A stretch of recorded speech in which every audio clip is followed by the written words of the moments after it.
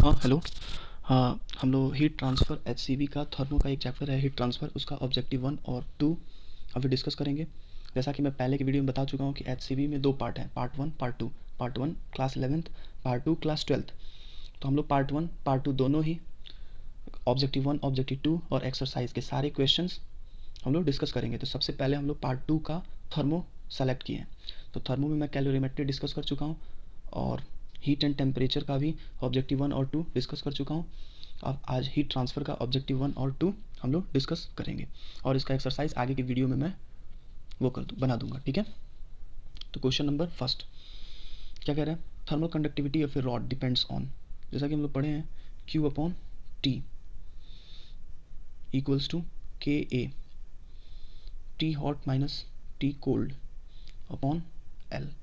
This is क्या होता है, थर्मल कंडक्टिविटी। तो थर्मल कंडक्टिविटी किस पे डिपेंड करता है, मटेरियल ऑफ रॉड, ठीक है। ये किसी और चीज़ पे, क्योंकि प्रॉपर्टी ऑफ मटेरियल होता है, इसलिए ये मटेरियल पे डिपेंड करता है। सेकंड क्वेश्चन क्या कह रहा है, in a room containing air heat can go from one place to another. तो ये तो हम लोग जानते हैं कि एयर है, एयर मीन्स गैस। तो गैस में क्या होता है, कन्वेक्शन होता है। लेकिन केवल कन्वेक्शन हो ये ज़रूरी नहीं, रेडिएशन भी तो हो सकता है, क्योंकि रेडिएशन के लिए कोई भी, सपोज दैट यहाँ आग जल रहा है और ये एक बंद रूम है, यहाँ कई सारे लोग खड़े हैं, तो यहाँ से जो हीट आता है सबके पास पहुँचता है, तो ये कन्वेक्शन तो होता ही है। कन्वेक्शन का मतलब क्या हुआ, जिसमें पार्टिकल खुद चले, कंडक्शन वो तो होगा ही, और रेडिएशन भी होता है, ठीक है। तो इसलिए डी। कई लोग इसका आंसर बी देते हैं, केवल कन्वेक्शन नहीं, सारे प्रोसेस होते हैं, रेडिएशन भी कंडक्शन भी, ठीक है। थर्ड क्वेश्चन डिस्कस करेंगे। थर्ड क्या कह रहा है, a solid at temperature T1 is kept an evacuated chamber at temperature T2 is greater than T1 the rate of increase of temperature। तो जैसा कि हम लोग पढ़े हैं क्या, Stefan law, E equals to sigma T की पावर 4। तो ये T1 की पावर 4 हो जाएगा, फिर ये E1 हो गया, ये E2 हो गया, सिग्मा T2 की पावर 4। तो नेट इंक्रीज निकालने के लिए घटा दो, तो T2 की पावर 4 माइनस T1 की पावर 4 आ जाएगा, T2 की पावर 4 माइनस T1 की। Answer is Delhi, Stefan law लगा।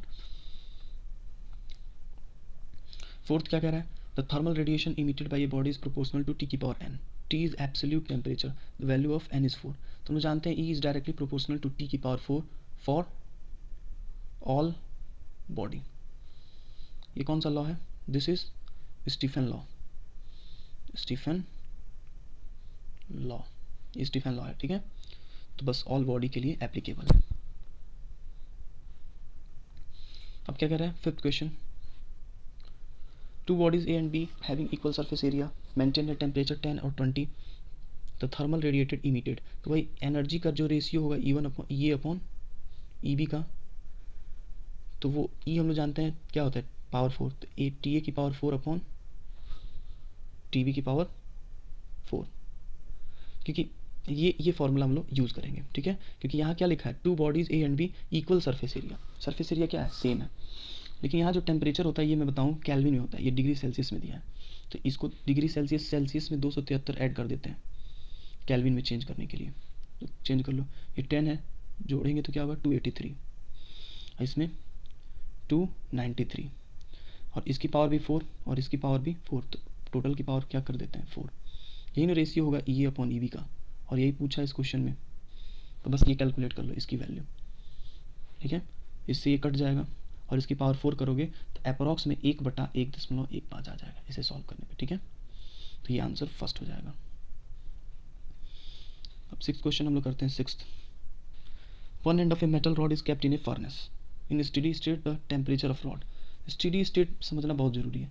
एक एंड इसका क्या कर रहे हैं, रॉड का फर्नेस में रखे हैं। तो फर्नेस में रखती है तो इसका मतलब क्या होगा, फर्नेस पे रखे, तो फर्नेस रखा क्यों है, क्योंकि फर्नेस कंटिन्यूस हीट इसको देता रहेगा। तो ये तो कंफर्म है कि ये जो है ज़्यादा टेम्परेचर पे है और ये लो टेम्परेचर पे है। तो ये लो टेम्परेचर पे है तो हीट इधर से इधर फ्लो होगा। तो कई लोग ऐसा सोचते हैं कि कुछ टाइम के बाद इसका जो टेम्परेचर है और इसका जो टेम्परेचर है सेम हो जाएगा, तो ऐसा नहीं है। क्योंकि ऐसा इसलिए नहीं है क्योंकि फर्नेस में रखा है, इसको लगातार हीट मिलता रहेगा, तो इसका और इसका कभी सेम नहीं होगा। एंड बी ए है, ये बी है, सेम नहीं होगा। तो होगा क्या, स्टेडी स्टेट कहते किसे हैं, स्टेडी स्टेट डिफाइन क्यों किया गया है कि स्टेडी स्टेट ऐसा स्टेट है कि वहाँ पे ये हर एक पोर्शन अलग अलग मैं डिवाइड कर दूँ, हर एक सरफेस, तो किसी का टेम्परेचर सेम नहीं होता है, इक्वल नहीं होता है। लेकिन सपोज दैट ये वाला लेयर है या ये वाला लेयर है, स्टेडी स्टेट पे इसका जितना टेम्परेचर होगा ये कांस्टेंट हो जाएगा, इसका जितना होगा ये कांस्टेंट हो जाएगा। ऐसा जरूरी नहीं है कि इन दोनों का बराबर होगा, लेकिन जितना भी होगा वो कांस्टेंट हो जाएगा। हीट का फ्लो होगा क्योंकि ये हायर टेम्परेचर पे ही रहेगा, ये लोअर पे ही रहेगा, पर ये जितना रहेगा वो कांस्टेंट हो जाएगा, ये जितना रहेगा वो कांस्टेंट हो जाएगा। सपोज दैट ये रॉड है, इसका टेम्परेचर 100 हो गया, इसका 10 है, इसका कितना है 20 है, इसका कितना है 30 है, तो ये स्टेडी स्टेट पे 30 ही रहेगा, ये 20 ही रहेगा, ये कांस्टेंट रहेगा। लेकिन पूरे का कांस्टेंट रहे ऐसा नहीं हो सकता है, तो इसलिए पूरा रॉड पे क्या है, नॉन यूनिफॉर्म। यूनिफॉर्म कहाँ है, 10 30 20 वेरिएबली चेंज हो रहा है, इसलिए आंसर इज डी। ये स्टेडी स्टेट का बहुत इंपॉर्टेंट वो है, एग्जाम्पल है। Question number 7, Newton's law of cooling. तो हम लोग जानते हैं स्टीफन लॉ क्या होता है, E equals to sigma T की पावर 4, और इसी को न्यूटन साहब बाइनोमियल थ्योरम इस पे लगा के और इसको क्या प्रूव कर दिए थे कि D T upon D T बराबर के डेल्टा थीटा, ये वो क्या कर दिए थे, प्रूव कर दिए थे माइनस। तो ये जो आता है वो स्टीफन लॉ से ही आता है, ये न्यूटन्स फॉर्मूला है। ये किससे आता है, ई बराबर सिग्मा टी की पावर 4 बाइनोमियल लगाने पे, ठीक है। क्वेश्चन नंबर 8 क्या कह रहा है, a hot liquid is keeped in a big room, its temperature is plotted as a function of time. ये थीटा मतलब टेम्परेचर, टाइम के रिस्पेक्ट में, तो कौन सा सही है, तो ए सही है, ये option A B C D. तो ए सही है, क्यों, क्योंकि हम लोग जानते हैं थीटा और टाइम में पूछा है रिलेशन, यही पूछा है ना, कौन सा ज़्यादा सही है। तो अभी हम लोग टाइम और थीटा में कई सारे रिलेशन देखें। टेम्परेचर,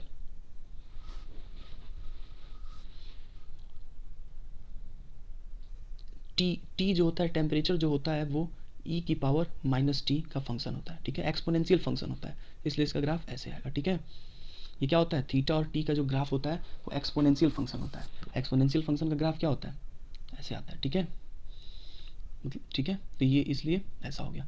एक और इसी पे बेस्ड क्वेश्चन है, अब इसमें वही सब क्वेश्चन है टेम्परेचर का, लेकिन अब लॉगरिथम ले लिए। तो मैं अभी बोला हूँ टेम्परेचर जो होता है वो ई की पावर माइनस टी होता है, ठीक है। तो लॉग जैसे ले लेंगे तो ये एल एन टी हो जाएगा, बराबर ये टी आगे आ गया और ये एल एन ई हो जाएगा। तो जब भी कभी भी पूरे फिजिक्स में एप्लीकेबल है, मैं बता देता हूँ कि एल एन का जब भी ग्राफ बनाना हुआ लॉगरिथमिक फंक्शन का, तो उसका ग्राफ ऐसे बनता है, स्ट्रेट लाइन, ठीक है, हमेशा लॉगरिथमिक फंक्शन का। तो आंसर इस क्या हो गया, आगरा, आंसर क्या हो गया, आगरा, स्ट्रेट लाइन, ठीक है, 9th का। अब वो एक्सपोनेंशियल था इसलिए वैसा बना। 10th क्वेश्चन क्या कह रहा है, 65 से 60 होने में 5 मिनट टाइम लगा, और 60 से 55 होने में कितना टाइम लगेगा।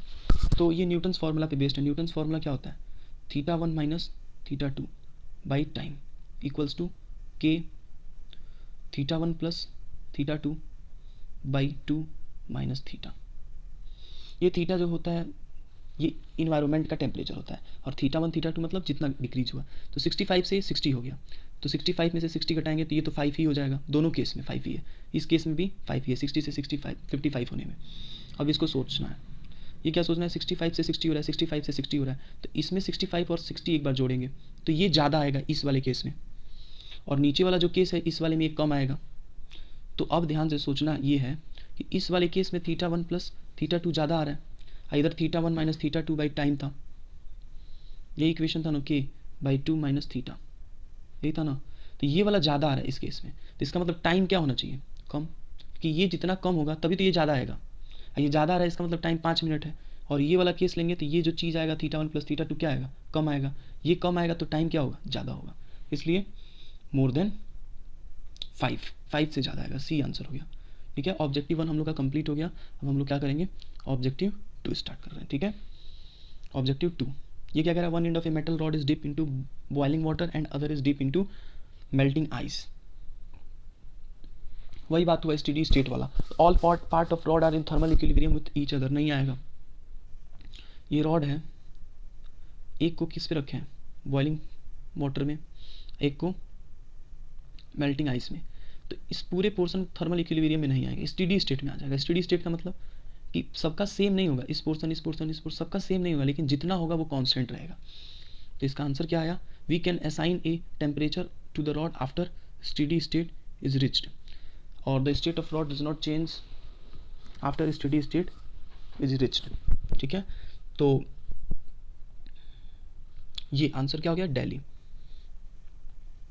क्योंकि इसमें फर्स्ट वाला जो क्वेश्चन है वो क्या कह रहा है, all part of rods are in thermal equilibrium, ये तो हो नहीं सकता, सारा थर्मल इक्विलिब्रियम में होगा नहीं। We can assign a temperature to the rod, एक टेम्परेचर नहीं दे सकते हैं क्योंकि ये रॉड है तो इसका कुछ अलग, इस पोर्सन का अलग, इस पोर्सन का, इस सबका अलग अलग होगा कि स्टेडी स्टेट है। We can assign a temperature, वो कह रहा है स्टेडी स्टेट पहुंचने के बाद क्या इसका टेम्परेचर एक कांस्टेंट हो जाएगा, ये भी गलत है। सब पार्ट का अलग, स्टेडी स्टेट का मतलब ध्यान से समझना कि सारे पार्ट का अलग अलग होता है, पर एक पार्ट का टाइम के अकॉर्डिंग चेंज नहीं होता है। जैसे इसका अगर 10 है तो 10 ही रहेगा, इसका 20 है तो 20 ही रहेगा, लेकिन आपस में बराबर नहीं होंगे। इसलिए state of rod does not change after steady state is reached, steady state के बाद स्टेट इसका चेंज नहीं होगा, तो answer Delhi. Black body does not emit, क्या मतलब डज नॉट नहीं करता है, इमिट रेडिएशन करता ही है, एब्जॉर्ब रेडिएशन करता है, रिफ्लेक्ट करे वो नहीं करता है, क्योंकि हमको पता है ब्लैक बॉडी किसे कहते हैं, जो सारा एब्जॉर्ब कर ले। और रिफ्रैक्ट ये भी नहीं करता है, रिफ्लेक्ट सारा एब्जॉर्ब कर ले उसी को क्या कहते हैं, ब्लैक बॉडी। तो रिफ्रैक्ट भी नहीं करेगा, रिफ्लेक्ट, तो इसलिए आंसर सी और डी हो गया। डज नॉट पूछा था, ये आसान क्वेश्चन था, ठीक है। अब हम लोग थर्ड क्वेश्चन देख रहे हैं। In summer a mild wind is often found on the shore of a calm river due to, हम तो जानते हैं ये सरफेस है, यहाँ से ये नदी शुरू हो गई, ये नदी है, ये क्या है, सरफेस है, ग्राउंड है, तो ये नदी है और ये ग्राउंड है। तो ये पता है कि एक हवा चलता है जो नदी से किसकी तरफ, ग्राउंड की तरफ आती है, और कभी कभी ग्राउंड से नदी की तरफ जाती है। तो ऐसा क्यों होता है, ठंडी के दिन में, गर्मी के दिन में ऐसा देखने को मिलता है। रीज़न क्या है, क्योंकि ये पानी जो है ज़्यादा गर्म हो जाता है हीट से। अब यहाँ ज़्यादा गर्म हो गया तो यहाँ का जो एयर है वो क्या होगा, ऊपर उठ जाएगा, तो ये प्लेस खाली होगा, तो इधर से इधर हवा आएगा उसको एयर क्या आएगा, फिल करने के लिए। तो ये कौन सा प्रोसेस हो रहा है, ये गर्म है तो हीट ऊपर चला जाए, मतलब यहाँ पे नदी है और यहाँ ग्राउंड है, तो ये नदी जो है यहाँ का एयर गर्म होकर ऊपर उठ जा रहा है, और फिर यहाँ से और हवा आके इधर इसको बढ़ रहा है, इसलिए यहाँ पे एक वाइंड फ्लो होता है। तो ये प्रोसेस क्या है, कन्वेक्शन है। कन्वेक्शन तो इसे ही कहते हैं जिसमें पार्टिकल खुद डिस्प्लेस हो, तो यहाँ हीट होके ऊपर चला गया, दूसरा आ गया, तो डिस्प्लेस हो रहा है, इसलिए आंसर बॉम्बे, ठीक है, कन्वेक्शन करंट हो गया। A piece of charcoal and a piece of shining steel of the same surface area are kept for a long time in a open lawn in bright sun, ठीक है। एक charcoal है, एक shining steel है, उसको रख दिए तो क्या होगा, the steel will absorb more heat than the charcoal, ये गलत बात है, चारकोल ज़्यादा ही, स्टील तो चमकदार है, ज़्यादा रिफ्लेक्ट करेगा, तो ये गलत। B, the temperature of steel will be higher, ये भी गलत है, जब सेम जगह पे रखे हैं तो दोनों का टेम्परेचर सेम होगा। ये both are picked up by bare hand, the steel will be felt hotter, हाँ ये सही बात है, स्टील हॉटर होगा, क्यों, क्योंकि वो रिफ्लेक्ट ज़्यादा कर रहा है तो ज़्यादा गर्म लगेगा। इफ़ द टू, लेकिन टेम्परेचर सेम होगा। If the two are picked up from the lawn and kept in a colder chamber, the charcoal will lose heat at faster, हाँ सही बात है। चारकोल का मतलब ब्लैक बॉडी है, तो ब्लैक बॉडी में एक प्रॉपर्टी होता है कि वो सारे लाइट को एब्जॉर्ब भी कर लेता है और क्या करता है, इमिट भी करता है, तो इसलिए वो फास्टर क्या करेगा, इमिट करेगा स्टील से। तो सी और डी इसका आंसर हो गया, ठीक है। फिर फिफ्थ कह रहा है, फिफ्थ क्या कह रहा है, हीटेड बॉडी मैक्सिमम इंटेंसिटी कितना है, frequency mu naught, new not, और ई कितना है, इमिसिविटी इतना है। तो एब्सोल्यूट टेम्परेचर अगर बॉडी का क्या कर दिया जाए, डबल कर दिया जाए, तो हमको पता है एनर्जी जो है वो डायरेक्टली प्रोपोर्शनल टू टी की पावर 4, इसको डबल कर देंगे तो 2 की पावर 4 टाइम्स हो जाएगा, इसका वैल्यू होता है 16, तो एनर्जी जो है वो 16 टाइम हो जाएगा, तो इसका एक आंसर सी हो गया। तो टोटल एनर्जी फैक्टर 16। एक हम लोग बीम डिस्प्लेसमेंट लॉ पढ़े, lambda T equals to constant, और टी इक्वल्स टू क्या हो जाएगा, सी बाई लैम्डा, और इसे क्या कहते हैं, फ्रीक्वेंसी, ठीक है। तो टेम्परेचर को अगर डबल कर दिया गया है तो फ्रीक्वेंसी क्या हो जाएगा, डबल हो जाएगा, ठीक है। तो आगरा और कलकत्ता आंसर हो गया, ठीक है, A C. Sixth question, a solid sphere and a hollow sphere of same material of equal radius are heated to same temperature, both will emit equal amount of radiation per unit time in the beginning, ठीक है। Both will absorb equal amount of radiation from the surrounding in the beginning, और the initial rate of cooling D T upon will be same for two sphere, तो ये गलत हो गया सी, क्यों, initial rate of cooling कह रहा है डी टी अपॉन, तो एक चीज़ ये मैं बताऊं कि एक सॉलिड स्फीयर था, एक हॉलो था, एक जो था ये सॉलिड था, एक क्या था, हॉलो था। हमको पता है D T upon D T, ये बहुत इंपॉर्टेंट, रेट ऑफ जो कूलिंग है वो मास पे भी डिपेंड होता है। वैसे ही फील ले सकते हो कि कोई ऑब्जेक्ट सॉलिड है, वो हीट गर्म है उतना ही जितना ये, तो ये जल्दी ठंडा हो जाएगा, ये लेट से होगा, क्यों, क्योंकि इसका मास ज़्यादा है, मास ज़्यादा होने पर कूलिंग रेट कम हो जाता है, तो दोनों का कह रहा है सेम होगा, नहीं तो ये गलत है। Two sphere will have equal temperature at any instant, तो जब कूलिंग सेम नहीं होगा मतलब ये धीरे धीरे ठंडा होगा, ये जल्दी ठंडा हो जाएगा, तो फिर दोनों का टेम्परेचर सेम हो, ये भी गलत हो गया। अब डिस्कस करते हैं ए और बी पे। Both will emit equal amount of radiation per unit time, हाँ, हीट जो है इमिट भी सेम करेंगे और एब्जॉर्ब भी सेम करेंगे, ठीक है, ये चीज़ सही है, क्योंकि सरफेस एरिया क्या है, सेम है, सरफेस एरिया सेम है। तो सरफेस एरिया सेम है तो हीट जो इमिट होगा या फिर हीट जो होगा एब्जॉर्ब होगा वो दोनों सेम होगा, क्योंकि सरफेस एरिया पे डिपेंड करता है। ई बराबर सिग्मा ए टी की पावर 4, टी सेम है, ए सेम है, सिग्मा सेम है, तो ई भी सेम ही होगा। तो इसलिए क्या है, ये ए और बी इमिट और एब्जॉर्ब दोनों सेम होगा, ठीक है। तो 6 का ए बी हो गया, ठीक है। इसका मैं ऑब्जेक्टिव 1 और 2 का दोनों का आंसर दे देता हूँ। ये रहा ऑब्जेक्टिव 1 का आंसर की, इसमें 10 क्वेश्चन थे, 10 यहाँ पे है, ठीक है। और ये रहा ऑब्जेक्टिव 2 का आंसर की, इसे आप लोग नोट कर सकते हैं, ठीक है। और आगे की वीडियो में मैं हीट ट्रांसफ़र से, एक्सरसाइज से रिलेटेड सारे क्वेश्चंस 1-2 पार्ट में डिस्कस कर लूँगा, ठीक है। और अगर वीडियो अच्छा लगा होगा तो लाइक और सब्सक्राइब ज़रूर करें। तब तक के लिए थैंक यू।